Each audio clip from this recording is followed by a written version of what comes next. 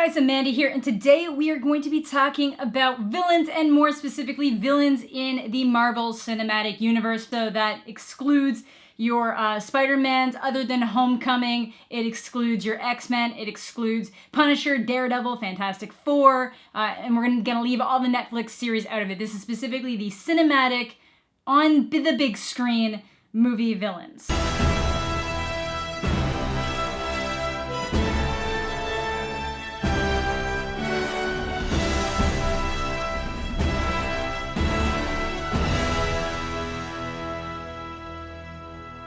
Now, there are a lot in Marvel movies, and there's also a lot of side villains, so villains that kind of like help progress the plot along, but you wouldn't consider them the main antagonist of the movie, and a lot of different things like that. Sometimes the villain that people consider to be the main antagonist of the movie really isn't. It's just the big bad. So, for example, in something like The Incredible Hulk from 2008, I would say that Agent Ross is the real antagonist. He's the real person driving the storyline. He's the real person causing most of the conflicts, and everything that goes bad is because of him.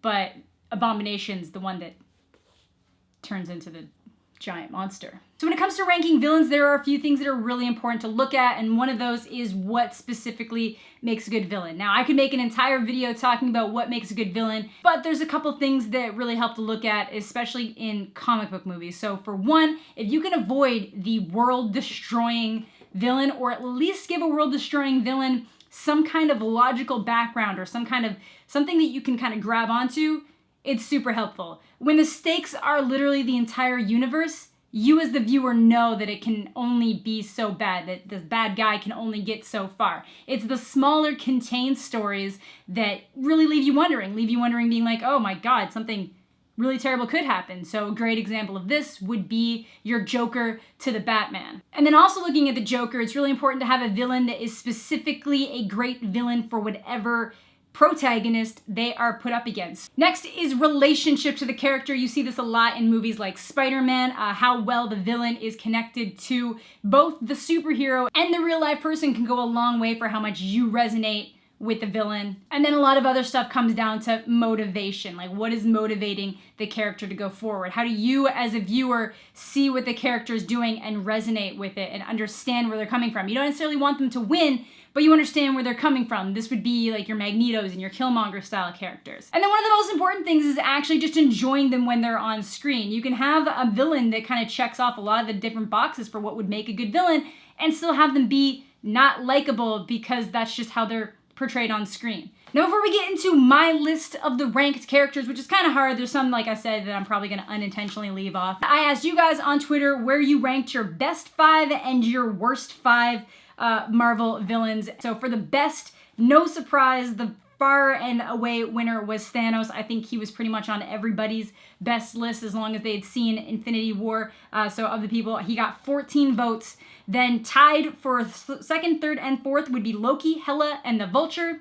And then fifth, with a little bit less than I honestly anticipated, was Killmonger. So a couple of you actually had Abomination on your favorite list. A couple of you had like Whiplash on your favorite list, which I thought was an odd choice. Then going into worst villains, the high and away winner here didn't have as many votes as the best with Thanos, but Malekith at 10, so he's from the second Thor movie. Then next up, it was pretty much all of the Iron Man villains except for Obadiah Stane. So we had Justin Hammer, Aldrich Killian, and Whiplash, all with 7 votes apiece. And then after that, Ultron with 5, Ronan with 5, Abomination with 5, and then the other ones kind of just trickled down from there. Then we had a couple of like really weird votes for people who had worst villains. So like I said, Killmonger's there, which I thought was really weird.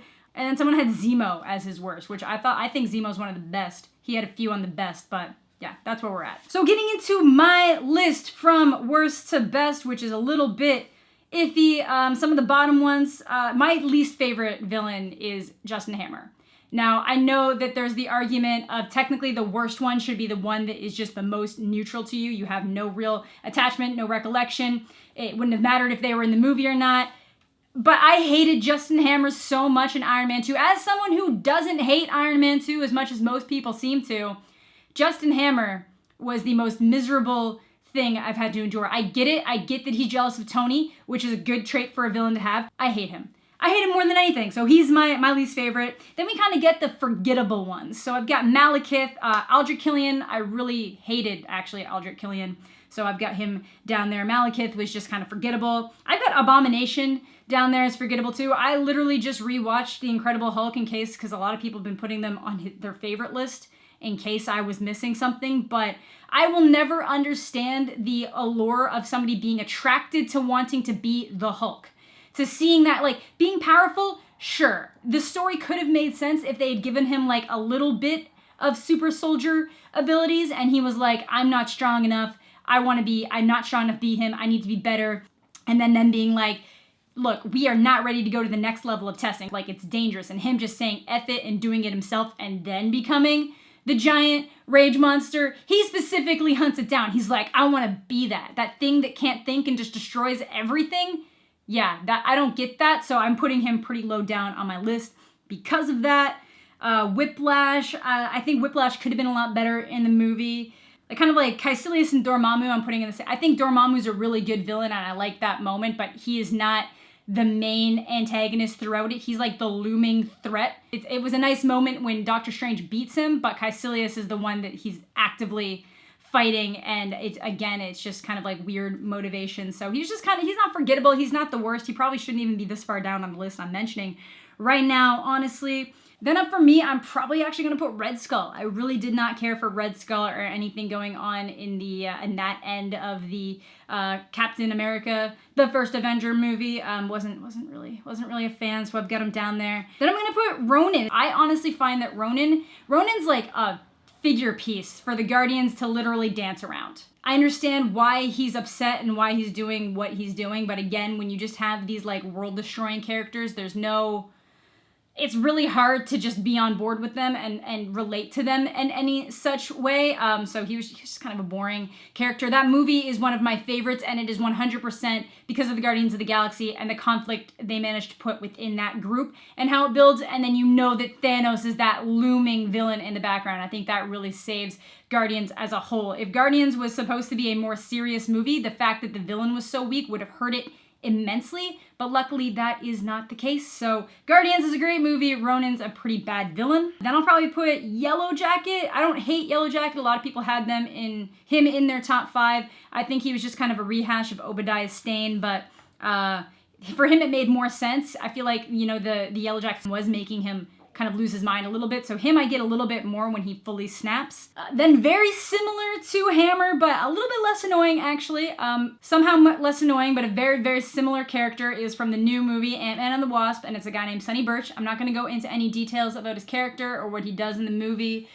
Just know that it's kind of similar to a Justin Hammer style character, and he's pretty annoying. And another one from Ant-Man and the Wasp, we have Ghost, like I talked about in my video. She's not the best villain out there, but she's definitely one of those ones that we as the audience can connect with. We can understand why she's doing what she's doing. But the way they introduce her character into the movie is really cheaply done. I feel like the way they bring her in totally violates one of the better rules of film, which is the show don't tell. They told us. They just told us. Oh, I almost forgot about Alexander Pierce. He's not the worst villain, though. He's definitely not the worst. He's definitely not the most forgettable, but he's not near the top. Then I'm gonna go with Ultron. Ultron in the trailer was just so menacing and came across as like one of the creepiest, if not scariest villains I could think of in recent memory. And then you get the movie and he's Tony Stark. He's slightly more menacing Tony Stark, which I get is totally the purpose. It makes sense. It's not that it doesn't make sense that that's his personality. It's just that's not what the trailer would have led me to believe. So I guess next up, I'd probably put Ego. I thought he was a pretty interesting villain. I think he was kind of a good set piece for the Guardians. That's the other thing. A lot of people mention Aisha, and they don't like them. I was fine with them. I was cool with them being the side villains to help progress the story along for Rocket to mess up with. I was cool with them.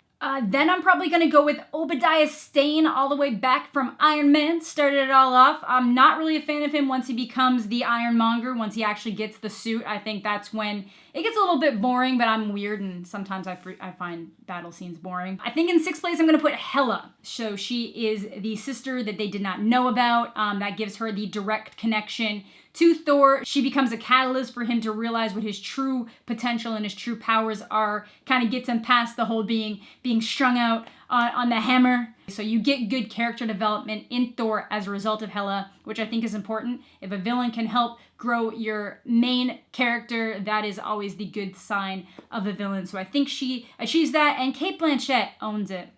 She just dominates that role. Next up, I'm putting Zemo. I know a lot of people had Zemo in their least favorite list, but there was a handful of people who also had him in the top list. But I think that anyone who has a connection to the main characters has been wronged by them in some way, which makes them a villain to him.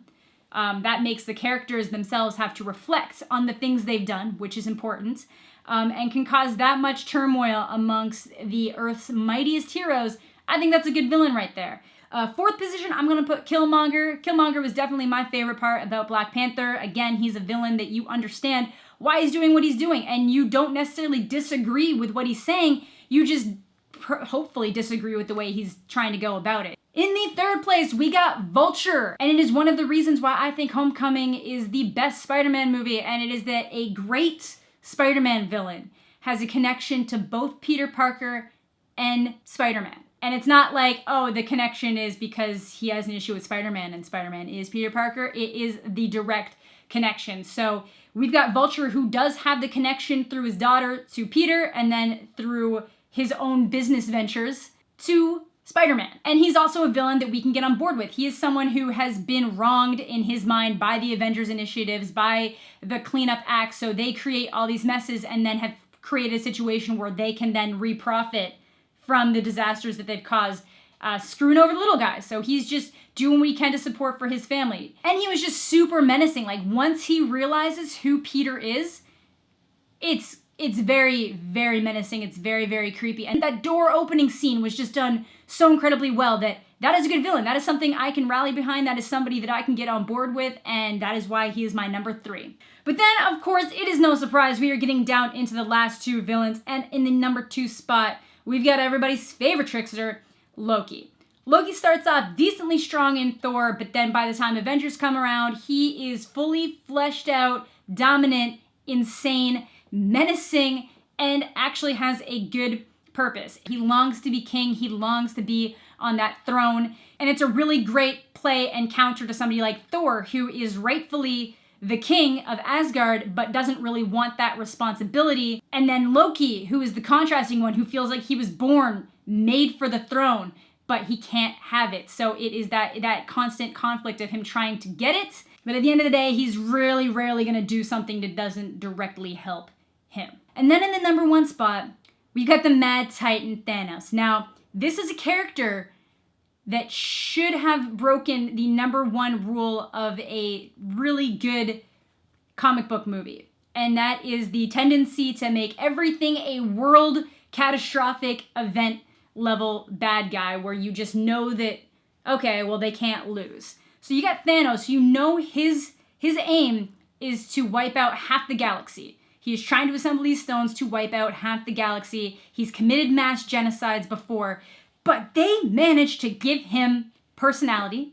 They managed to give him a strong background. They managed to provide the reasoning as to why he's trying to wipe out half of society in a way that you're like, okay, I don't agree with you, but that makes sense. That makes sense. He doesn't want to be the king of everyone. He just thinks he's doing the right thing. He thinks he's been put on a mission and he has to accomplish it, and then he can relax. Yes, he's insane, but you can understand his motives. He comes across as genuinely menacing because you know how powerful he is, and then obviously when Infinity War ends, you know what happened. And it would have been so easy to mess a character like that up, but they killed it. So anyways, this video was probably way longer than it should have been. We will see how the editing goes for this, but let me know what your guys' lists are down below. Do you greatly disagree with anything I said? Is there anybody in my top list that you're like, that character sucks? Or if there's anybody in my bottom list that you're like, nah, hear me out, they actually have a redeeming quality? Let me know. I always love discussing this kind of stuff. If you guys have any other statements, always leave them down below. So thank you all so much for watching. Have a fantastic day, and we'll catch you all later.